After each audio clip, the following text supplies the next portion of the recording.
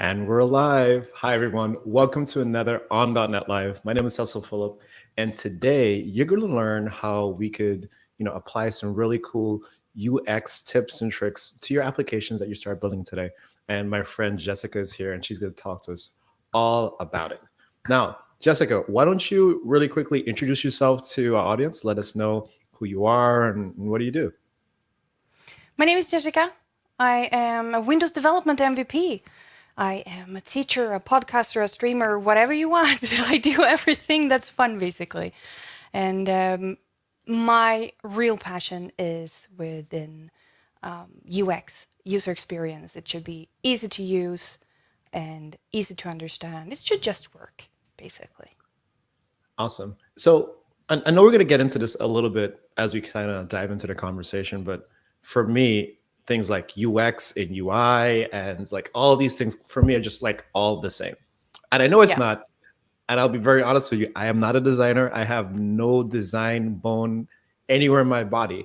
But I still want to believe that things like user experience should still be important for developers, regardless of whether you're building web or mobile or or even like the interface to like, your API or whatever the case is. Like, I'm sure there's some elements that we need to think about how people are actually going to use these things, how we can make them productive and successful when we do that, right? Exactly. And I am going to debunk some of the misconceptions. Well, according to me, there are misconceptions and the myth that is UI versus UX or what have you. I'm going to try, at least. And you don't have to be a designer to have great UX. Things that just work, doesn't matter if they're beautiful or not. If they work, I love it. Awesome. Well, that's good to hear because, like I said, I can't design for nothing. So maybe there's some hope for me still. But before we do that, as always, like I definitely want to share some links for some cool things that have been happening in the world of .NET. And so, why don't we start with that first? And the first link I want to share with everyone. Just recently, our friend, Mr. Jeff Fritz, has just released a new series, beginner series to Blazor. So if folks are new to .NET or new to Blazor and really just curious about what it is and how you could get started, if you want to know the type of tools you need to install or what do the templates look like or what are Blazor components and all these types of cool things. Jeff has a really cool series that kind of goes through a lot of those types of things. It's a really short series. It's only about 11 videos, and the videos are fairly short too. You'd notice they're between like 8 to 10 minutes, give or take, for most of these. So if you're interested in learning about Blazor and you want like a really beginner-friendly introduction to it, definitely make sure you check out Jeff's series again. And this is available on Channel 9. And as always, too, I'll make sure I share the links in the chat as soon as we're done. So folks, if you either can look at the recording or you could just copy the link, from the chat. The next one I want to share with folks, this one is actually pretty cool blog post from, David Fowler, who's one of the architects on .NET and on ASP.NET. And this one talks about some of the new APIs that were added to .NET 6 that are really driven by the community.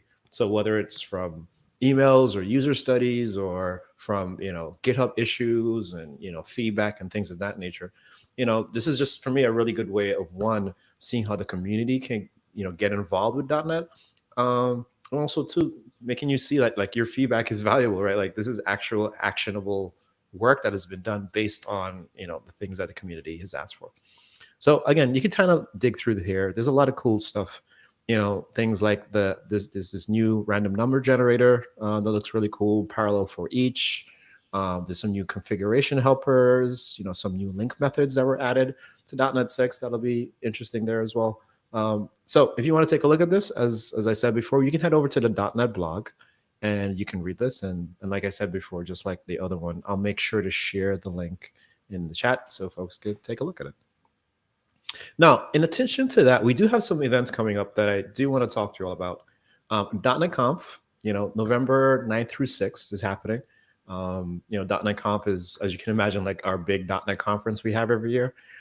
.NET 6 will be released that week as well. So you can imagine tons of great content, speakers and sessions, and just, a lot is going to be happening around, .NET 6 and Maui and all the other cool features that we're going to be releasing. Now, if you're interested in speaking at .NETconf, there's still time. You can click on the I'm interested in speaking link, which will take you over to Sessionize. And you have until September 13th if you want to submit a session. So go ahead. If you're interested, go ahead and check it out. Or if you just kind of want to save the date, you can do that as well. You can hit save the date and add .NETconf to your calendar. Again, happening on November 9th through 11th. Now, the last one I want to share with you, which is really cool, and Jessica was just talking to me about this, .NET Front End Day. This is going to be a completely free online .NET event. Their conference speakers is open as well. So if you're interested in doing a presentation, talking about some of the cool things that you're building with .NET, you can go ahead and submit for this conference. And Jess, is there anything specific or special you want to say about this event, or like anything you want to add to that? Well, anything that's interesting for a .NET developer, especially when it comes to the front end side of things. So we had a plethora of you can actually go and check the last year's speakers and all the videos from that as well. But anything that's remotely interesting, send it our way and we will go through it, and we will have I'm guessing, really good. Nice. See, there's Jeff. Yeah, there's Jeff Jeff again. was there, and we had a lot of really good speakers. We were very fortunate to book them all. So in February, we're going live. Nice. Yeah, this definitely looks amazing. So, so folks, like you said, like you can go back and check out the previous recordings from the last one. And if you're interested, go ahead and submit, and you can try to become a speaker for the next one. That's going to be on February 10th, 2022. Okay. Now, I think that's about it for links. So this is the point where I always say it's no longer the Cecil show. Now it's the Jessica show. So I'm going to take my screen off because, again, it's not about me. And why don't we start talking a little bit about user experience? Oh, hold on. I'm going to get in trouble. So I know I was forgetting something. Every time we do the show, I always like to give a quick shout out to our audience. I apologize. I got to make sure I do this every time. And I do that because our audience is so amazing. We have folks from literally all over the world that are watching us, that are checking out our stream every week. So I just want to give you all a quick shout out. Really appreciate y'all being here as always. Again, like I'm in Florida. Jessica, I know you're definitely not in Florida. No. It is very late at night where you are. Yeah. But like I said before, I know we have folks here that are in Europe and Africa. And okay, here we go. Here's Sergio. Sergio's in Brazil. You know what I mean? I know we have folks from India, like all different types of places that are checking in. Here's Ronald here from Barbados that's watching us. Ronald's here every week, man. I gotta give a shout out to Ronald. Here's Code Red Sean is here from Oklahoma, Nigeria. Here we go. Belgium, Italy. Let's see who else do we have in the house. A couple of people from Italy. Our community is fantastic, isn't it? Here we are from different part of the world, all together, but apart. Yeah, this is amazing. Fantastic. Yeah, Sweden, Norway. Again, like always appreciate all of you folks that are here and checking us out every week.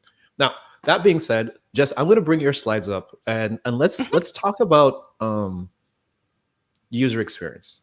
And or as I call it, cats and ketchup. Cats and ketchup.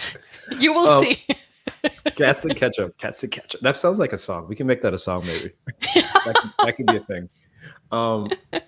So I think a good place for us to start would kind of be like, how can we explain what is user experience? You know what I mean? Like how does this differ from some of the other terms and terminologies that we've heard? Like what does this mean? And like, what's the space that it kind of occupies when we think about designing software?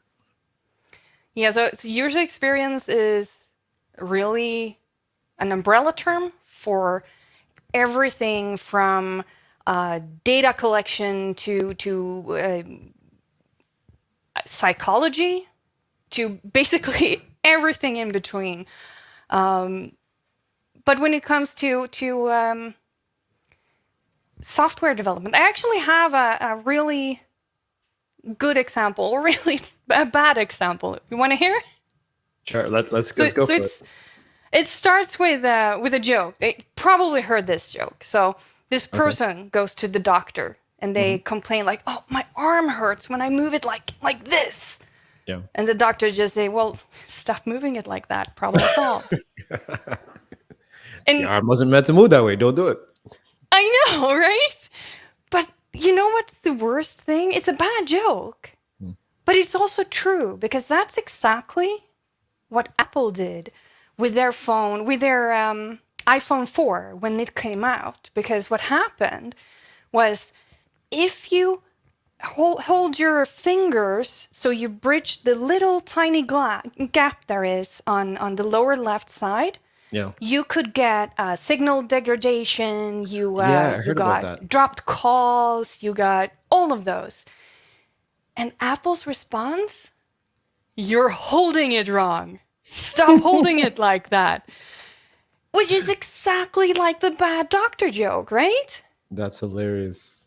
Yeah, and I mean, just to suggest that the user is using their product the wrong way, for me is just no, don't I do mean, that. it's only like a couple $100 that I just spent on a device that's supposed to work in my hand. And you're telling me like there's something wrong with the way that my hand holds the device that I paid for? That's interesting, huh? Yeah. Oh, yeah, and you're only allowed to use it like I say you are allowed to use it. Exactly. It was hilarious. I'm trying to remember what they called it. Was it Notchgate or something? Like there was they have like those Probably. trending terms for it for stuff. I don't remember what it was, but I Probably definitely remember when this something happened. Yeah, antenna gate or something. Yeah, and this is from Engadget ran with this story and actually published the email sent. Not sure if this is true or not, but it was on Engadget, and I mean, Yeah. the users were blamed. So actually, when I see this, I always think about a principle, the principle of least astonishment, which is if a necessary feature has a high astonishment factor, it may actually be necessary to redesign that feature. And what I mean by that is apps and web pages, we need them to act in a way that we expect them to act, like most users expect them to act. If you have that little iffy notch that you need to know the secret handshake for using your web, you're going to get into trouble. Yeah. That's the base of it. Yeah, that makes sense. You're probably, I promise ketchup, right? Here's the ketchup. Here's the ketchup. There will be more ketchup, I promise. And cats. Cats and ketchup, man. Let's do it. Yeah. Or catch up. See what I did there? Oh, I'm so sorry. It's late. I'm sorry. Jimmy will be so proud. This is starting out great. Okay. Ketchup. I love it. I'm sorry. No, it's fine. Let's go. Let's do it. You've probably seen images like this, especially with ketchup. For some reason, it's got into have to portray both UX and UI. Right. They have the classic glass bottle, and that is said to be UI, and the UX is when it's actually easier to squeeze and get the ketchup out without the ketchup effect. But I don't agree with this. And then there's these ones. You have the before UX and after UX. And sometimes they show images like this. We have the before and the after. Yeah. But, I mean, they do look better most of the time. But I still don't agree. I'm picky like that. Yeah. You can't just add UX like some magic pixie dust. It's not magic. You can improve on it. Definitely, for sure. But I see it more like this. Both of them is a UI, and both of them has a UX, how we use the bottle. Yeah. So that doesn't matter if it's good or bad. That's what I'm trying to to say here. I mean, look at the bottom right picture. Someone is having a bad day or a bad experience with the ketchup bottle, right? It's still a UX. It's just a bad one for him. Yeah. Right. So do you have a favorite ketchup package? You know, I don't think I do. Honestly, No? I'll be very honest with you. I just go to the store and which one like has the nicest looking bottle, I just pick it up and I just Nice. Nice. So you go with the design. yeah, I'm like, oh, this is a nice looking bottle. Let's go with that. Yeah. Oh, look, it's on sale. Let's get two of them. You know what I mean? Yeah. That's I You know get what's that. funny too? Like I was doing another stream with one of my coworkers. We had this whole discussion. It's a developer stream, and we had this whole discussion about whether ketchup goes in the cupboard or in the fridge. And it was like this was Fridge. supposed to be like a 2 second thing, and we spent I think like half an hour talking about whether it goes Fridge. in the fridge. Or When not. it's opened, fridge. When it's not open, cupboard. I know, but No, you know, still fridge. a lot of people don't. A lot of people don't like cold ketchup, right? So I get it. Yeah. No. Yeah. This is my favorite. Oh, that's the easy one. That's the one that the dipping one, right? You can like Yeah, dip your exactly. stuff You in. can. It caters to both those who prefer to dip their fries or whatever they're eating, or those who prefer the squeezing all over your whatever you're having ketchup on. Right. Actually, I'm not that into ketchup, but for some reason,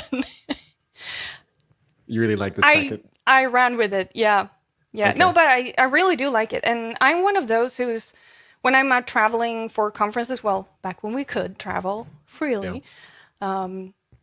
I take pictures of the oddest things. So we're super tired. I think we had been on the plane for 8 or 10 hours, and we get to this questionable hamburger place, and they bring out these ketchups, and I'm like, oh, look at that! And I'm bringing out my phone and up and taking pictures, and people probably think I'm not that right. Yeah. Who takes a picture of a ketchup bottle at a sketchy burger place, right? They'd be like, she is doing some things weird. Like, I don't know what's happening right now. She's Yeah, taking pictures of the ketchup containers. that's me. But you can actually simplify it a little bit, even more than that. We can say that the UI part relates to the what. We have the bottle, we have the interface there. And the UX part is more how we use the ketchup, how we press the button, and so on. So there's no before and after UX. There's just before and after you bettered the UX or worked on the UX. Yeah. At least that's my take on it. And here the cats. And I also promised cats. Yep. Cats and ketchup. Yeah, cats and ketchup. And I mean, as humans, we have limitations. We have our sight is limited. Even without glasses, it's limited. Our attention is limited. Our memory is limited. We have so many different limitations. And if we design our applications with those limitations in mind, it will benefit our users a great deal. Right. They will actually perceive our application as faster, easier, more intuitive, and here's the kicker, oftentimes even better looking. Without you designing anything new, they will perceive it as better looking because it just works. Right. So you don't have to be a designer. That's what I'm trying to say here. That makes sense. So in psychology, there's something referred to as cognitive load. So basically, if we compare our brains to a computer, it would be the processor, right? So if we have several processes running at the same time, the computer will get slower and less responsive. We all know this. Same thing with our brains. Everything from distractions to conflicting information can pose an issue. Or having too much information that, like this poor cat, doesn't know what to play with or eat next.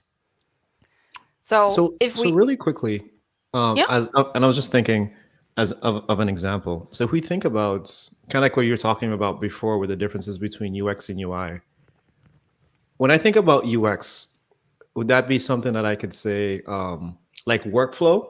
Would workflow be something that goes into UX? And when I say workflow, it's like how many clicks does it take for me to get to a thing?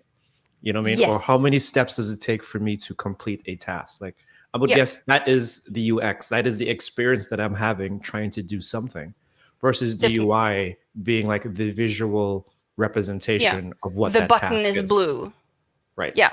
Exactly. Okay. The button is blue. That's the UI. And what happens when I click the button, or Is their what experience. page do I land on? Yeah, exactly. That's the experience. But that's also a really good way to check your experience on your page. If you have a task, like you say, you need to perform on that page, if it takes you like 5 clicks to perform it, Yeah. and maybe you could have made it in 2, then you have a less than optimal UX, and you can Right. fix that, Okay. That makes I would sense. say. That makes sense. So we're trying to not overload the user with all the choices or unnecessary actions and steps, just like you said. And I actually have another time where I pulled out the camera for strange reasons to show you at the end when it comes to unnecessary action. So a little cliffhanger there. Let's Okay. come back to Okay. that. A little bit of cliffhangers. But yeah. I But feel like if that's just we, payback for what we did off stream, but that's okay. it is. A little It bit is. of payback. Okay. That's how I work. That's how I I work. see you. So really quickly before we go on, so we do have some questions coming in. This one's coming in from YouTube, and Alfred's asking, do you have a recommendation on a good book on the subject of UX? It says bonus points if it targets web application development. Web applications specifically, I'll have to get back to you on. There are a lot of books when it comes to UX. Actually, I have a UX system I really, really love. You don't have to read into books. You can, but you don't have to, which is called Tenets and Traps. It's basically a deck of cards that you can run through against your web application or your applications or what have you, to see if you have any UX traps, as they call them. So they call it tenets, that's the good things, and traps for the common issues we usually have. So definitely check out tenets and traps. There are so many good books. Actually, I usually go to Medium, the blog site. Yeah. They are huge on UX. Definitely recommend that. Okay. So like you just go to medium.com and look up UX things. Yeah. Okay. There's so much stuff, especially when it comes to the web. Gotcha. Okay. Cool. And I think that's it for now. So we can keep going. Okay. And if anyone else has cognitive any load. questions, feel free to go ahead and drop them in, and I'll make sure to ask them to Jessica as we go on. Back to cognitive load. Well, actually, we want to lessen that, because if we have too much choices or give the user too much choices, we will derail their train of thought, and we might actually irritate them or make them slower. And I'm one of those users that gets agitated when things doesn't work the way I do want it to work, on maybe 1 or 2 curse words and stuff like that. And we want to avoid that. So I'm not the good user. I like shopping, mostly gadgets, and now lately Lego, a lot of Lego. And I mainly like to shop online because I don't have to go to the shops and deal with people. Yeah. But I've been there doing is a lot no of that way. lately. Yeah, you have? Yeah. I mean, it's easy. You stay home and the groceries show up at your front door. That's fantastic. I know, right? It's fantastic. Everybody else it's just magically coming over. Yeah. And look, there's food. there is, I know, it's magic. Magic doorstep. Exactly. But there's no way I can remember a number like this. Is no this way. Jimmy's phone number? Is that what this is? Can we No, text that's this his number credit and- card number.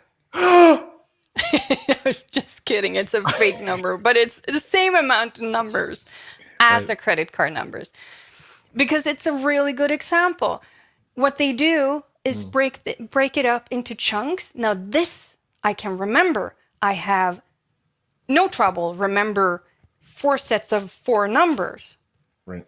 So this is a really good example of reducing that cognitive load. I mean, our brains are fantastic, but they're also very stupid, because we went from this, oh my gosh, I cannot remember that, to, yeah, no problem. Yeah. Same amount of numbers.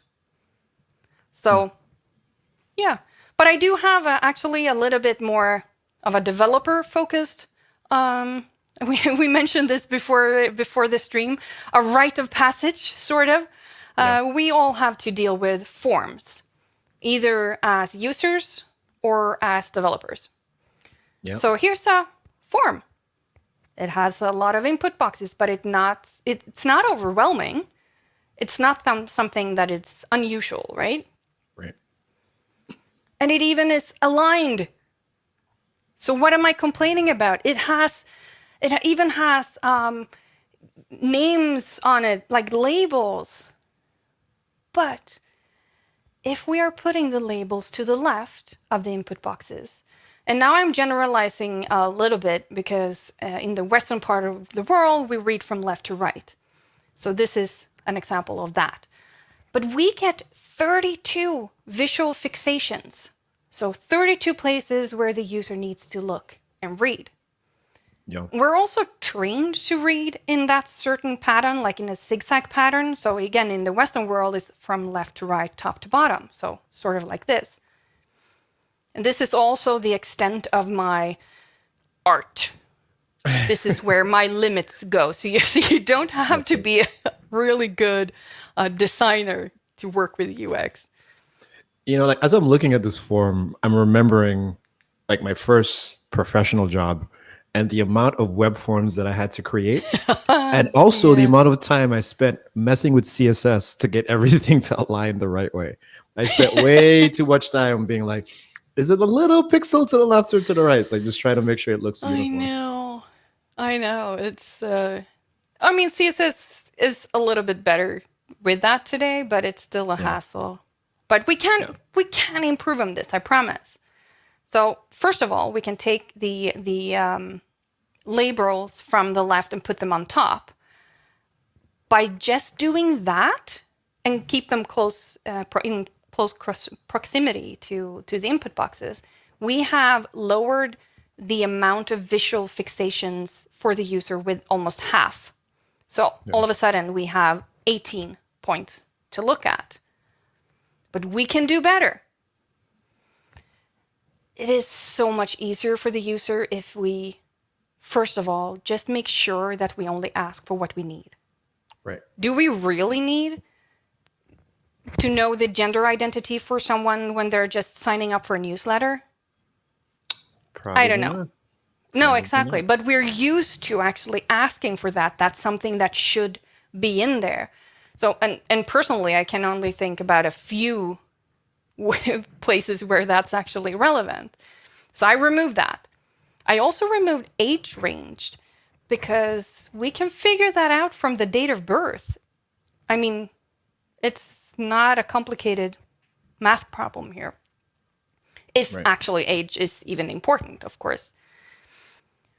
And while we're speaking of date, we can go from these 3 drop-down boxes to just one single input instead. Yeah. So we still have a little bit zigzag going on. Again, awesome art going on here with the arrows, right? Yeah. No. It's just a little zigzag, though. It's not a lot of zigzag. Just a little bit. No, it's a lot better. But we could still like put them in one single row and see what happens. Right. That's better. It looks more neat. But now we have another problem. Yeah, we have 9 input boxes. Yeah, and we also have 9 inputs. But you can only see 8 on the screen. So we need to scroll. That's true too. Yeah. And that's not good. So we can think again, do we really need to ask for your home address on the registration, or can we delay that until we are going to ship you stuff or something? But let's say we do need it. Split it up into 2 pages, because this is not overwhelming if you have it in 2 pages. But so you know what this reminds me of a little bit? So I think about when I had to do surveys, like paginated surveys, right? When we, like I used to work at a company, we built our own versus using like SurveyMonkey or something. And from a user perspective, like people that use surveys, I could tell you that I always thought if the survey has too many questions on it, like I'm not going to answer it because I get mentally I'm just frustrated. And then I also look at the bottom to see like how many pages are there. And I'm like, if there's more than 3 pages in this thing, I'm out. Like I'm done. You know what I mean? Yeah. So I can completely relate to what you're saying in terms of like the amount of inputs, but then also too, like as we start to paginate things, like how does the user react to like having to go through a lot of steps to finish the task, right? Yeah, and that's exactly what we're looking at here. I think actually being upfront with the user will reduce that anxiety or stress that we have about finishing the form, because we're honest about there's 3 pages, but they're also very short, so you will know about how much effort goes into this form. Right. When we do some sort of indicator, we actually encourage completion. More people want to complete because dopamine, and we want to finish stuff and all of that. But it also feels more honest, that they might actually trust you a little bit more because you're upfront with how much it is, unless you are using massive amount of data for every page. That is just unnecessary. Right. We had a quick question from Bob Archer on YouTube that I want to see if you wanted to address really quickly. So regarding the labels, he was asking, can you drop the labels and just rely on the watermarks? Because it kind of looks like you're using both. You're using both labels and the placeholders. So like, what are your thoughts on those? I would say yes and no. I'm using both because as soon as the users start typing, the watermarks goes away. Yeah. Which means that we put on the user to remember what it said, and we have no label to go back on. So I have seen just a handful of forms that actually caters to that and keeps the watermark until they go to the next. They're finished and go to the next. But that's kind of a hazard to handle code-wise. I mean, it's a lot of job.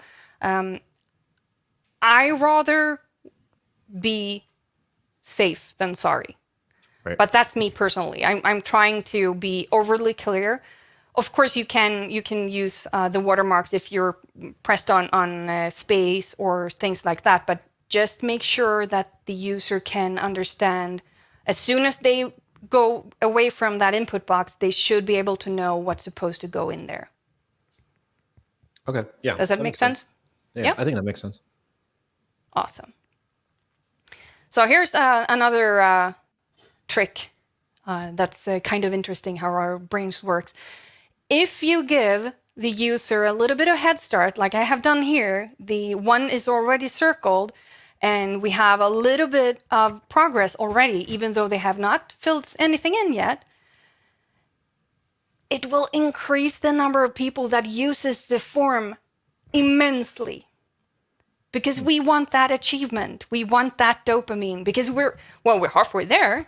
Might as well continue the rest. So that's, I like that. I like that. So give them a head start.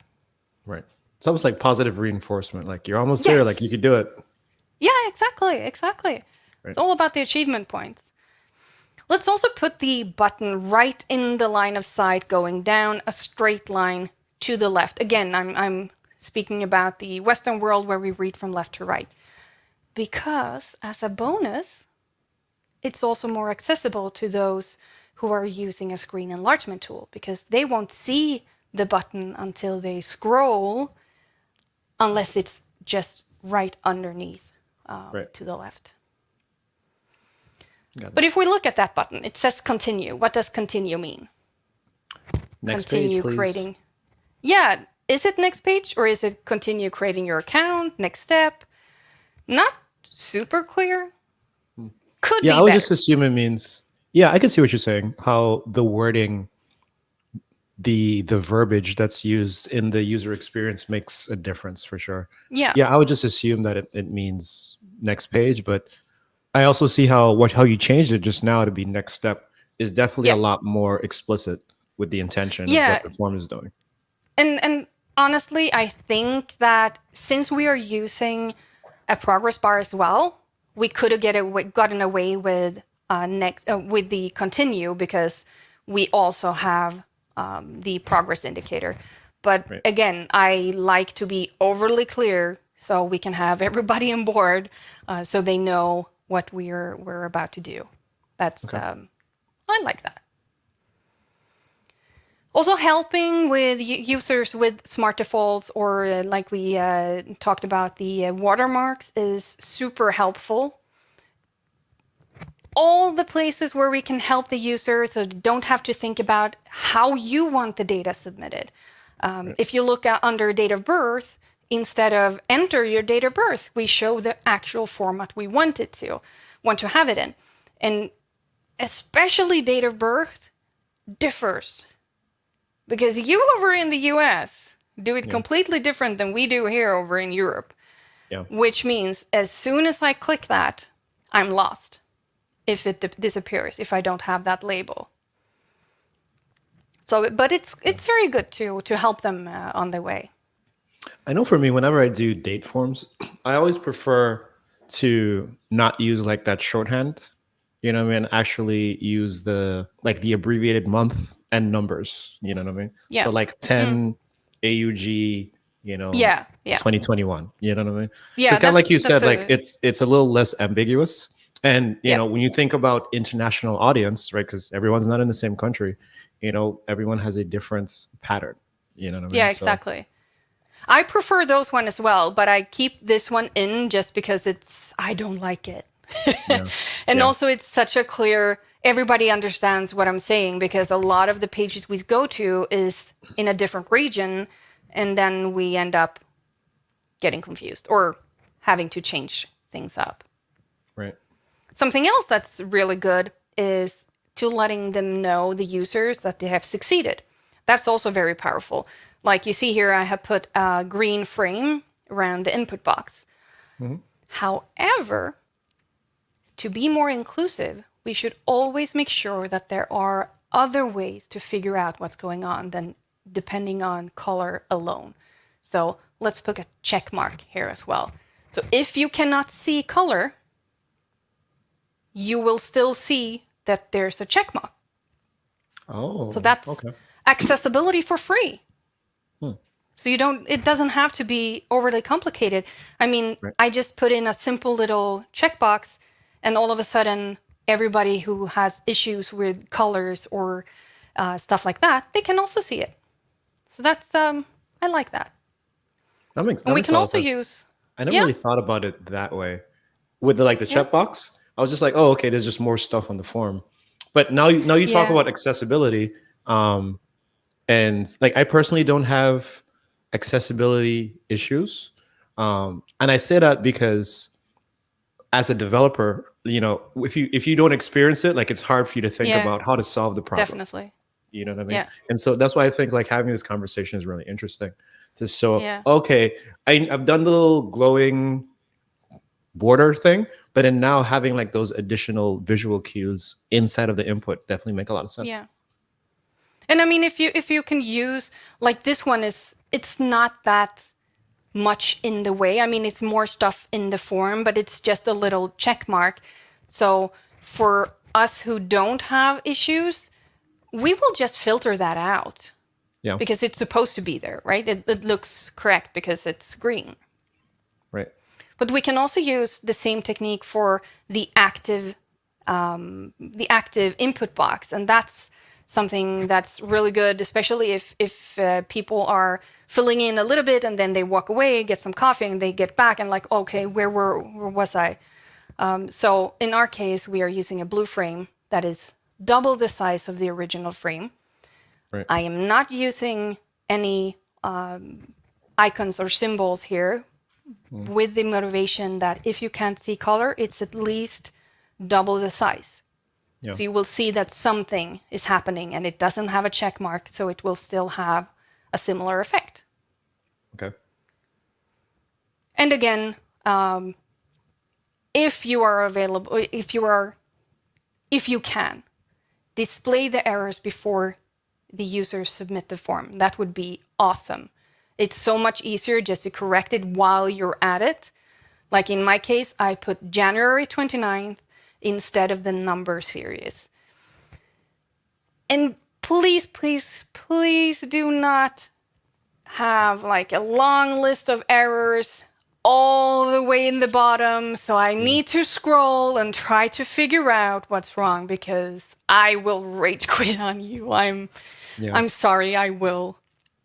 Yeah, having the And errors in line next to where the error happened makes a lot more sense than like those Yeah. error summaries that people have that are just super verbose. It's just a little too much sometimes. Yeah, I can't. I can't. It gets me every time. It gets me every time. And of course, I did put a little symbol for the red one as well, if there's an error. Sometimes there's a little star. In our case, there's a little X. Just something so we can catch that as well. Yeah. And it looks like we're having a lot of discussion in the chat Yeah, about dates. discussion is good. Date seems to be like the bane of everyone's existence, working with I date and date know. input forms. Yeah. So one comment from someone. So this one coming in from YouTube. So do you want to use like the embedded date picker control? And another comment was about using the browser to enforce the locale. Because we talked about like, those abbreviations for MMDD and year. Yeah. So what do you have any thoughts about like just using Yeah, I like the do. device locale and I those would types of say things? it depends on what platform you're developing for.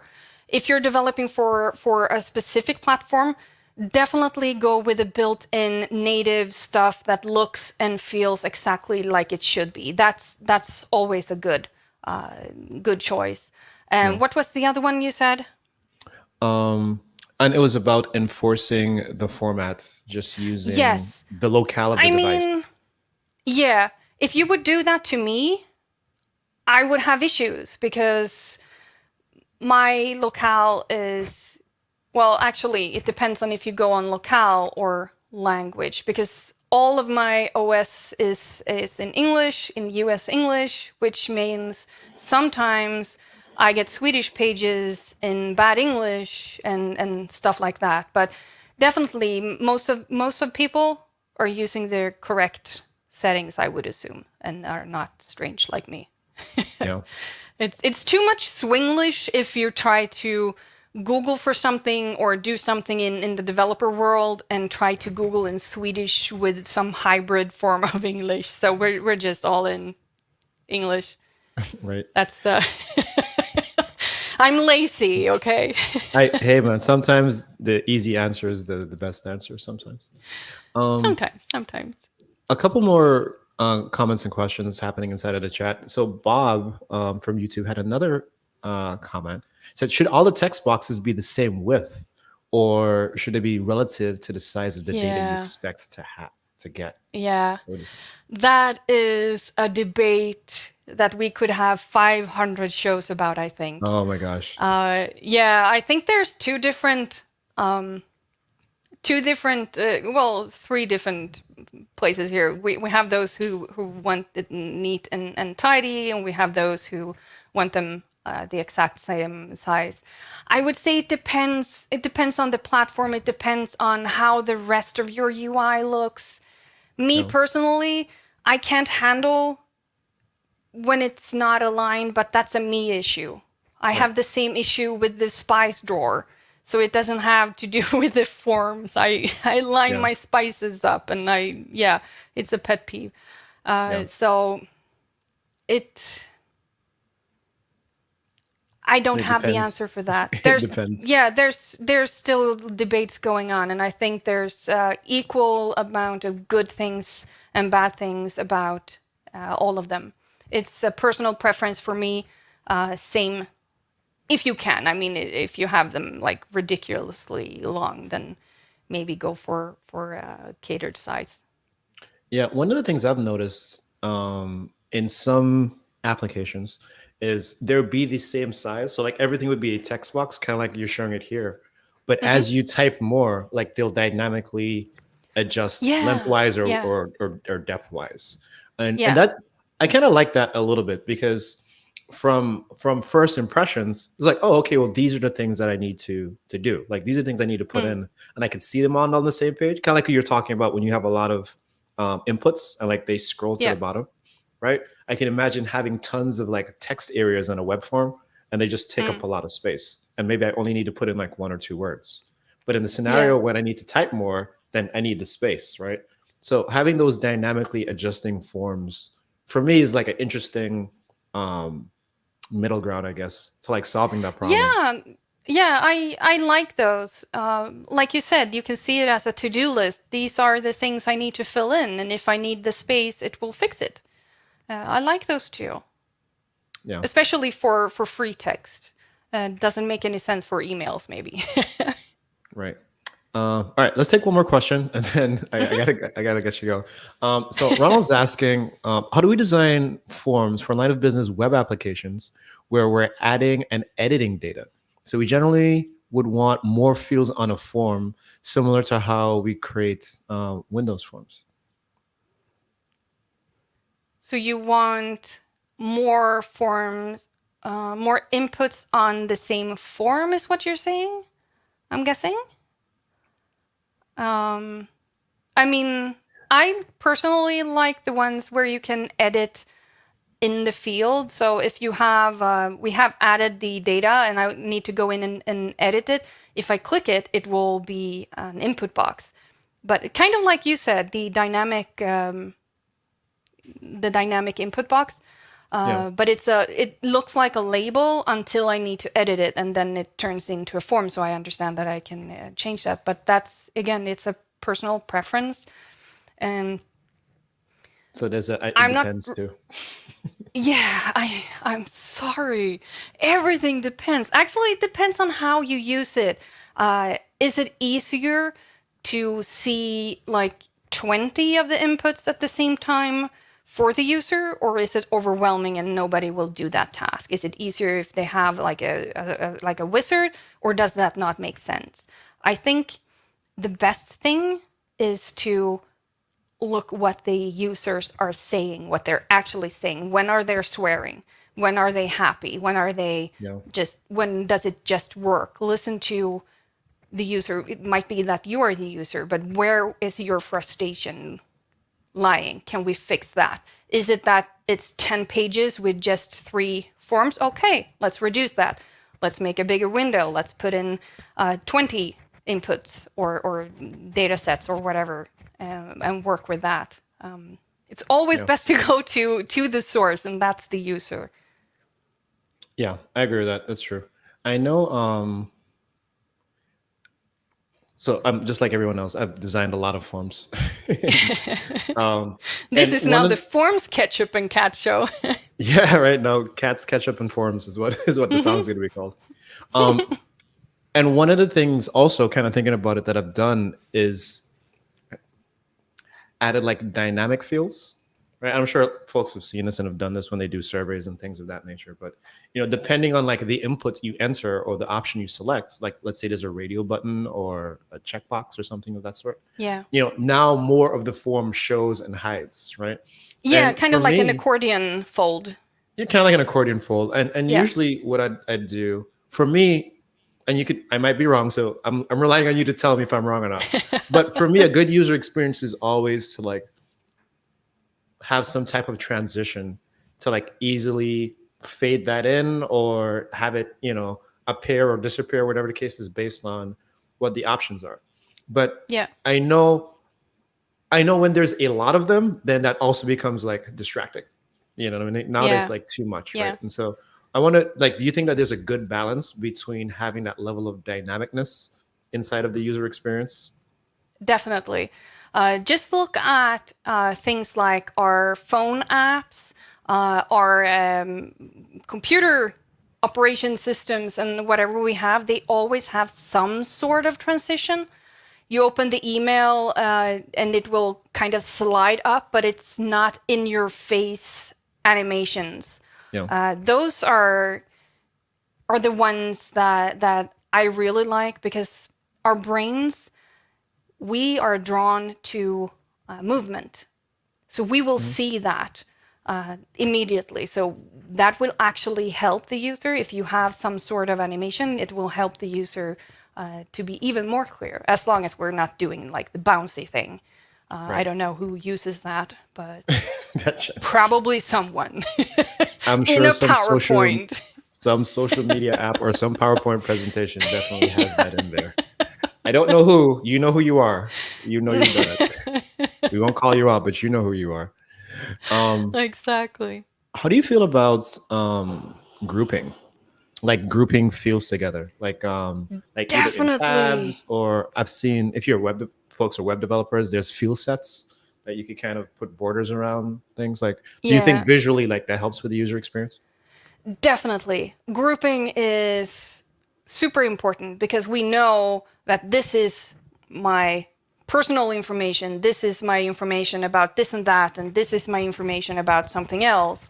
Mm. It makes it much more easy to find things quickly. And it will also it will have kind of the similar effect as pagination. Yeah. You will have, okay, this is step 1, step 2, step 3. So I definitely like grouping because if everything is grouped beautifully, use the space. Don't be afraid of using white space. Yeah. That is powerful. You don't have to put everything in together very closely. So just space it out, group it, definitely. Okay, awesome. All right, I'm going to pause on the questions now. I'm going to let you go ahead because I know you have more slides, and I time's do, ticking. So I'm going to let you go. It is. Okay, so don't be like Apple when the iPhone 4 came out. Don't put blame on the user. So if you say stuff like you put in the wrong date or error, things like that, we will inadvertently put a little blame on the user. Well, actually, the user will take it as blame, but also be as clear as possible. So in this case, I put in the wrong format for the date. Don't let the user have to think why or how. Just let the error message reflect what the input form we want. So instead, I'm changing it here to the exact date time, the date format I want or expect, so the user can actually use it. So that's much better. So a couple of steps. We went from this to this. Mm-hmm. And I mean, we still have things to improve on. There's a lot of things we can improve on. But if you look at the button on the last page, I have changed that from next step to create your account. So I'm overly clear again, so you know what's going to happen. You're finished after this. Right. Other things that we can improve on is always have an exit for the user so they can opt out on any time. Make sure that they can go back in the UI if they want to change something. Maybe they want to change their email. Maybe they realized, oops, I shouldn't have used my work email or something. And also use a contrasting color for the input boxes. So in our cases, we are using a white on a gray background. And you would reverse that or something that is contrasting. Right. Here come the cats. Here comes the crazy cats. So being consistent and not reinventing the wheel, we all know, we have heard this before. We know that. That's something we hear on a daily basis as developers, right? Do not reinvent the wheel, but yet we still do sometimes. Yeah. But it will actually help the user to follow platform and industry standards. It's super important because the learnability will improve for the user and it will feel so much easier and faster. So I have a question for you. What's this? It is a quiz. What? This looks like quiz. a leaf. I think it's a leaf. It does. It does. That's what I think. So if this was a button, what would it do? It would make leaves fall from the sky. I don't know. I know, right? It's not that clear, is it? Yeah. So this is a symbol from a learning management system at the school that I teach at. Okay. Yeah. I know, right? So that's supposed to be like a pen, like a feathered pen? I think it's supposed to be a quill, or they want to show that it's eco-friendly. But the odd thing is that they're using this symbol on the other 3 places in the same learning management system where you create a new conversation. They have actually recently backed on it and using the pen here as well. But I don't know if what was supposed to be a quill or not, or whatever. But for me, it was effectively invisible because, okay, you're eco-friendly. Good for you. Yeah, good job. Yeah. And this is an issue. I mean, when we are creating new in applications and the web and what have you, we have so many options. We have Twitter uses both a plus sign and a quill. Outlook is using a pen. We have stars. We have documents. We have so many things. And that is an issue. Because if we are this inconsistent, even with other stuff, I'm not just talking about create new, I'm talking about everywhere. I mean, we will slow the user down. We're, of course, talking like seconds or a few hundred milliseconds, but all those milliseconds, they will add up. They will think that your app or web is a little bit slower. Right. So avoid using different symbols if there's already something established. So don't go with a leaf, is what I'm trying to say. Okay. And I do have a real-life example from not using standards and conventions. Are you supposed to pee or wash your hands here? You're supposed to find a different bathroom to go to. That's what I think.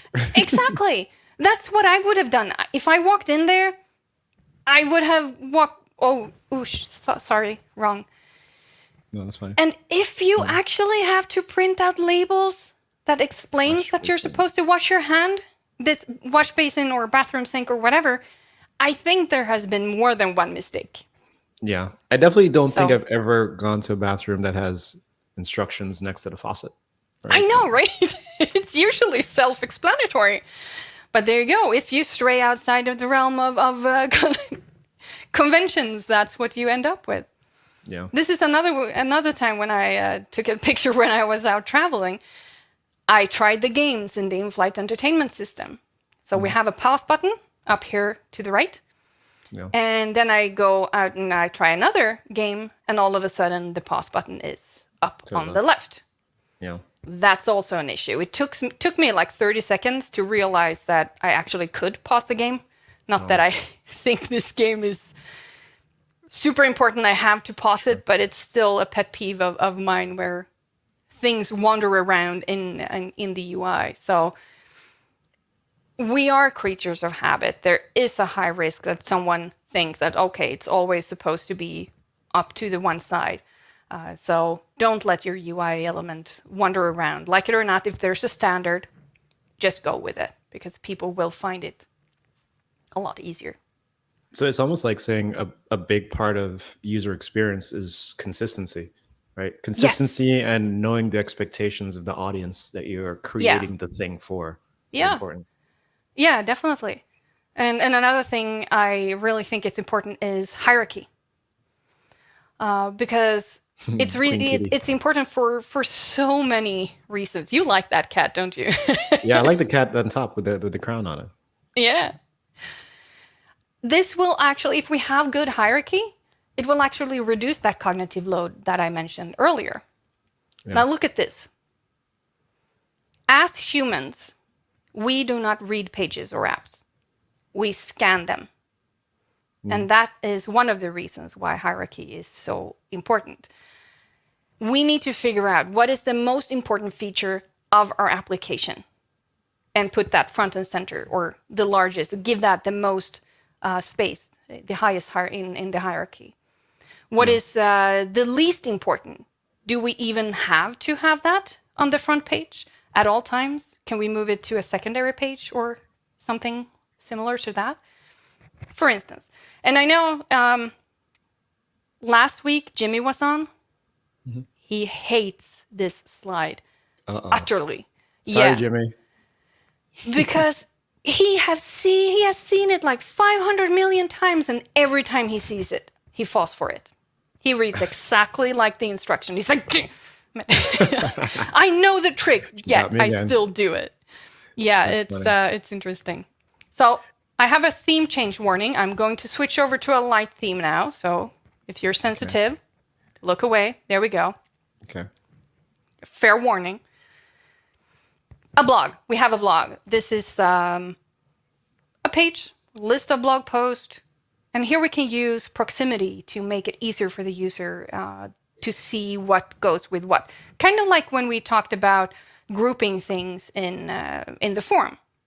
Right. So if we just move the preview text closer to the header, we know which it goes with, right? Because we have seen it all, where we need to start from the top just to figure out which one goes with what. But here, a little bit easier to read. I agree with that. Yeah. We also need to make the subheaders stand out a little bit more. Either we increase them in size or we decrease the preview size. And in my case, I actually decreased the size of the preview text with the motivation that you're not supposed to read it here anyway. You're supposed to read the massive amount of text in the blog post. So it's okay if it's on the smaller size. But that depends on what size you are working with from the beginning, right? Right. But we can also move it down a little bit now that we have a little more space. So it's much more clear that we have the timey-wimey, wibbly-wobbly, and then we have the content. But usually, at blogs and pages and stuff like that, we might not have the same importance in every single thing. Or some of the posts are newer, or we make more money from them, or whatever your preference is here, they are more important. So what I do here is I pick 4 of them, which is the latest ones. And then as a user, I know that you have already made it clear for me that the most important part, the newest or coolest or whatever, they are front and center. If you have time, you can also read this. So that's hierarchy for 101, basically. Yeah. So let's click on one of the posts. Here we go. Here's the blog post. What is the most important part? Well, actually, let me put it this way. What is the least important part on the page? I would guess it would be other quotes, the bottom Other left quotes? one. Okay. Yeah. Well, I makes mean, sense. based on what you said, like I would assume, and I'm basing this based on reading the titles, right? I'm looking at the titles first. Yeah. So I would assume other quotes because it just sounds like that. But the one that says 2 for the road also looks really short too, and it's also at the bottom right side of the page. Yeah. So then I'd assume that would be the last thing that I would read. You know what I mean? In terms of like the content underneath it. So, and it's also not. I think I can change your mind. Okay. The header. Is it least important? Oh. How many times do you need to read the header? You already chose the header, the subject, when you clicked it, right? Right. Okay. So you know that you wanted to read the quotes from the 10th Doctor. And while you are in the page, how many times do you think you need to read the header? Once, maybe twice. But the text has substance. Yeah. And this is something we commonly do. We do that in presentations. We do that in everywhere. We make the headers the biggest, the loudest, most important thing that we have. But I already clicked it. I know it's quotes from the 10th Doctor. Yeah. So I would say that in this case, it's actually the content that is more important than the header. Sure. I'd agree with that. That makes sense. But all of a sudden, when I change that, the subheaders is now the most important thing. So, I mean, they are a little bit important, but they're not that much important. So I'm making them the same size as the rest of the text, but just bold. So they stand out a little bit, but not too much. You don't have to be like overly dramatic and use an H2 or whatever on it. It doesn't have to be that. So if you look at these two, this is the before and the after. For me, I find the right side something that I actually could consume, something that I can read. The left one what I see is 4 elements in my face all the time that I keep reading over and over again because they are grabbing my attention so much more harder than the actual content. So I keep getting back to them. So for me, on the right side, it's more content oriented than the left side. So here's what's interesting, and I agree with you.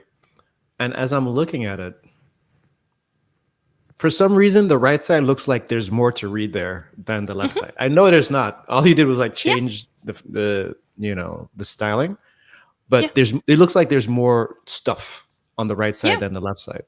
And it also looks like it's just one flowing document versus the left side. I think the change in size, and this is, I guess, just my personal opinion, makes it look like it's separated, so I could see the sections. The other one doesn't like really look like it has many sections. It's just, here's stuff, right? It kind of just flows. Yeah. And this is just like in a book. Usually you have chapters, but in the chapters you can also have subheaders, but they are not like super, now it's a new thing you need to read about. And it depends, of course, what you're doing. If you are doing steps like 1, 2, 3, 4, then it makes more sense to have the left side have a bigger division between them. But if it's just a chunk of text, I would prefer to read the one on the right. So it depends on, again, it depends. It's always depending. On how you read it. Yeah, on what you have. So the in-your-face elements, it's also called interference. And we get that from animations. We get that from blinking stuff and a lot of things. And I mean, if we want the user to navigate through our designs and pages with ease, we do want to reduce that interference. And we want to cater to the natural human cognitive process. So we need to reduce that. And I mean, if it's arranged in a way that we do understand the hierarchy, what's most important and stuff like that, it will lower that cognitive load because we don't have to think about that. You already told me that these 4 posts are the most important things. If you don't have time, you don't need to read these because these are more important. Right. So if we do the hierarchy for the user, it's so much easier. Now you have seen these on the internet. Surely. Yeah, definitely seen these. Yeah. It's really easy to read the written color when it's colored in a neutral or a congruent color. Not as easy if the text is colored incongruent to the written color. And this is also the same example. It's interference. We have a hard time processing it. I mean, we can't read it. Honestly, we can read it, but it takes a little longer. Again, we're talking about fractions of a second or something, but it still takes us longer. And it's not as effective. Or things like this. Again, I'm basing this on the Western part of the world. Red is usually associated with stop and green with go. Therefore, we get a slight conflict. I don't know how long it took a friend of mine who looked at this to realize that go actually was red and it didn't say stop because of interference. Right. And again, this can be found in the real world. So I'm going to take you to an IKEA in Sweden because I have to. I'm a Swede. That's the law. So this is doors to going into the shop and out. So out in Swedish is spelled without the O. Otherwise, it's the same. And they are really clear in green. You go in. No strange. These doors are getting more and more common here in Sweden. And you can brand them and you can color them. You can choose the color, which makes a little bit of an interesting effect when you have a red logo. This is the entrance. Yet every time I'm at this shop, I go, oh, no, that's not the entrance. That's not the right one. Yeah. Yeah, exactly. Because it's red. It's the wrong way. Right. And that's the same thing with doors like this. We have the in on the right, and we have the X on the left. I'm clearly going to walk in on the right side and not the left side. So you might see that there's some sort of foyer here. So there's double doors. So let's go in. Yeah. All of a sudden, I'm not allowed in because the left door says out, but on the other way around. And the right door now says X. Yeah. Because they didn't think about you could actually see the signs from the other side. inside of the door. Yeah, exactly. So all of a sudden it's like, I'm not supposed, where am I supposed, so we get some confusion. So it's good to give the user clear instructions and clear error messages and all of that stuff, because stuff will happen and users will understand that. It's as long as you're upfront and don't do things like this. What am I supposed to do here? Do I call 911? Do I close the computer? Do I run for my life? You throw the computer out the window. That's what you do. You That's what toss I it do? out the window. Yeah. Catastrophic It's super failure, scary. man. Gotta toss it. It's gotta go out the window. I know, right? That is super scary. This is from a bank in Sweden. It just says close. Yeah. Big triangle, warning, null, close. Okay. Is my money gone? Yeah. Like, why did Do you I show it still to have me? an account? You just wanted me to be like, uh-oh, bye. Yeah, exactly. Did Jimmy shop? Right. Jimmy got the credit. Oh, it's the credit card numbers. I shouldn't have given those out, right? Sorry, Jimmy. There goes your retirement fund. I know, right? So I know we're a little over time. Do you want to wrap things up, or do you want to see error messages? Let's take like a few more minutes and then we could wrap Yeah. up, because I know we are a little bit over. But yeah, let's do a Yeah. couple more. So folks are like, carry on. Yeah. I know these, like, our audience would have us stream for hours, and I would love to. Except that, again, where Jessica is, it is very late at night. And Oh, I am on so much caffeine. It's fine. are you? All right, well, let's keep going for a little bit then. Let's do it. Let's take a look Okay. at messages. Remember these? Yep. Page not found. That- 404 yeah. pages. I mean, come on, they are a little less scary nowadays. A little bit better, I would say. But as an average user, it doesn't say me anything. And research has found that poorly designed error message triggers a physical stress response by raising our cortisol level. Physical stress response by having a bad designed error message. This is important. And I find that super interesting. So we do not want that. So let's lower that cortisol level, the stress hormone for everyone. And let's take the 404 page as an example, because again, I'm now invested in this. But Right. actually, all these steps, they are equally as good as whatever error message you have.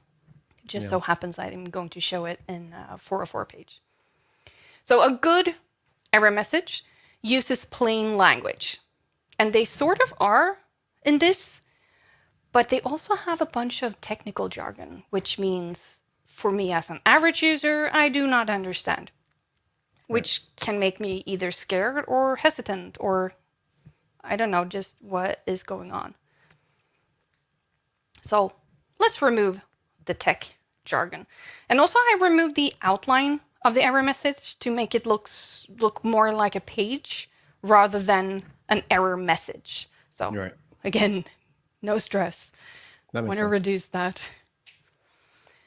And here we have no buttons, we have no URLs, we don't even have a suggestion on what action to take next. So a good error message is actionable, and it can be as easy as home or retry or a search bar, depending on what your page has, right?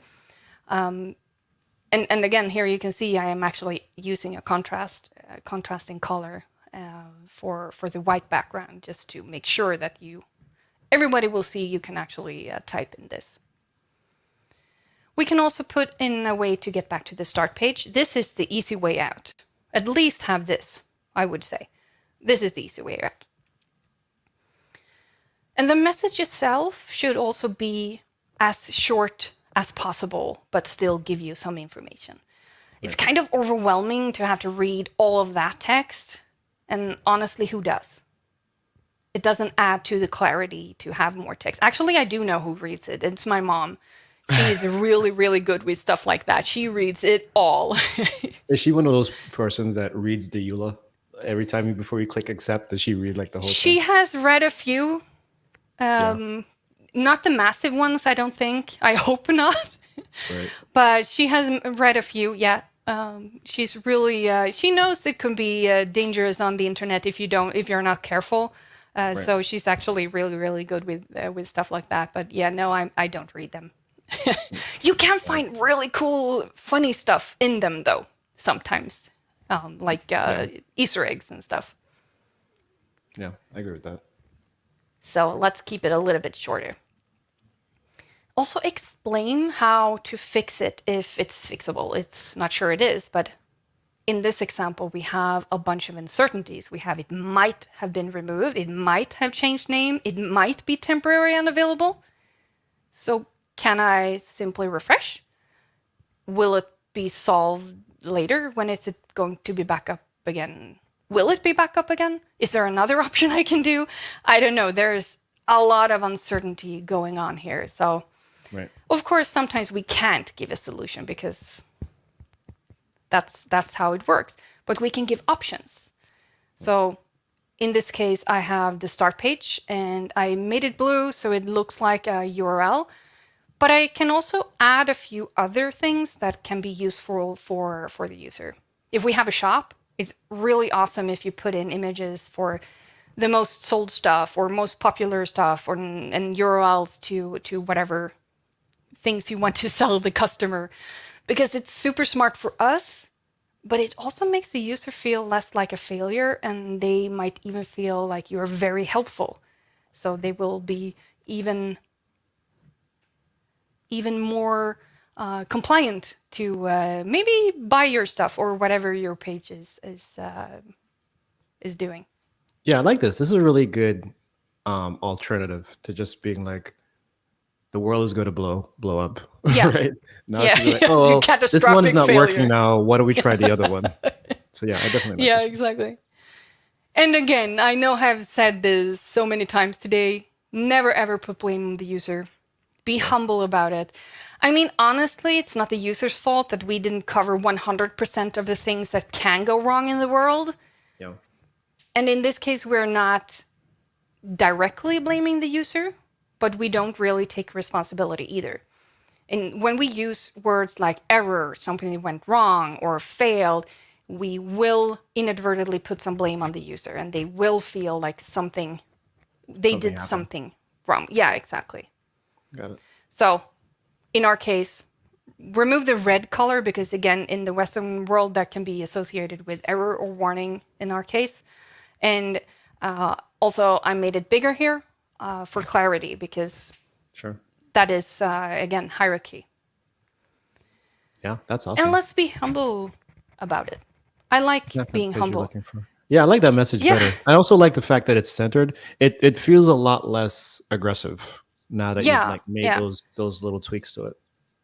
Yeah, and I mean, again, it's not them. They might have done something unexpected, but it's our solution that couldn't handle it, even when they did something. Oh, there's cats. You can also be human about it. You can be true to your brand. It's fine. It's okay to be funny. It's okay to be witty, as long as you fulfill the other 5. Right. Again, my page is obviously about cats. I should put in ketchup here as well. I can put a very sad cat. Oh. So 5 steps took us from that to that. Well, actually, it's the other way around. Yeah. Yeah. Definitely would prefer the one on the right side for sure. And I'm pretty sure the folks in the chat too also prefer the one on the right side. It's like you said, it's a lot more human. So. It provides a solution. The language is clear. There's a lot less jargon. Yeah. And it just feels better. You know what I mean? Yeah, and TripAdvisor has awesome 404s as well. They have, and as a traveler, this is funny to me. It's not your luggage. Your luggage is fine, and it's actionable. They're humble about it. It's not you. It's me. Yeah.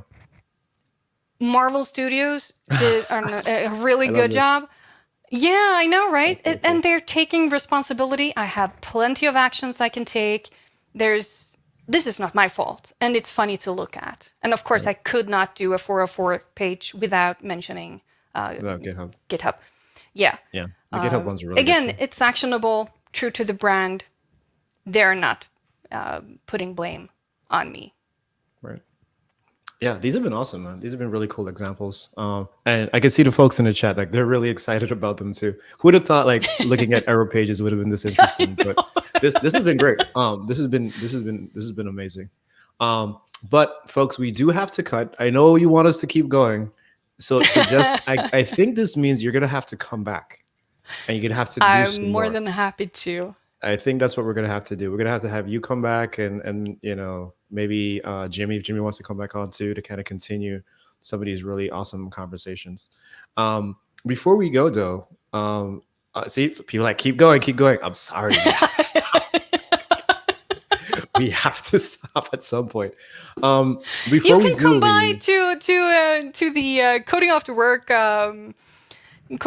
stream. We stream on Thursdays okay, see, there you go. regularly, so we that was talk a gonna little be bit about that. that was gonna be my segue. It was gonna be, you know, And I where stole it. that's fine. You can, but it's yours, so you can have it. It's all good.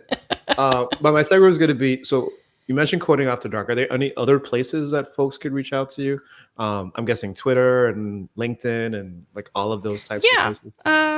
Actually, let me jump to. Let's see. How do I do that? Let's see if I can get PowerPoint to work like I want it to work. No, I can't start from a certain slide. You should be able to. They should be in the presenter mode. You should be able to like click on the slide. Oh yeah, I can do that. You're smart. There we go. We've used a lot of PowerPoint. So there's me on social and Coding After Work on Twitch and whatever channels you have. We Awesome. stream mostly Blazor, guests, and UX. All right, great. Well, Jess, again, this has been amazing. Thank you so much. Appreciate you staying up late. Thank you for having me. And staying extra time on top of that. So like I said, we'd have to have you come back on and talk more about like some of these patterns. I think this is really interesting. Definitely had a lot of folks. Oh, I made a mistake. I said Coding After Dark. I apologize. It's Coding After Work, right? I am sorry. It's a I keep common- saying After Dark. I It's code a lot at common. nighttime. So you could Yeah, tell where we're most just- where the most of my work goes. In Sweden, it's always dark, so we have to distinguish it somewhere. So it's Coding After Work. Right. But we'll definitely have you come back on. And for folks that are watching still, definitely check out Coding After Work, not After Dark, After Work on Twitch. You know, follow them, give them a like. Definitely check out some of their videos. And again, Jess, we're gonna have you come back on again sometime soon. Happy So- to. That being said, folks, thank you all so much. Really appreciate it. And we'll see you next week for another on .NET Live. Bye, everybody. Bye.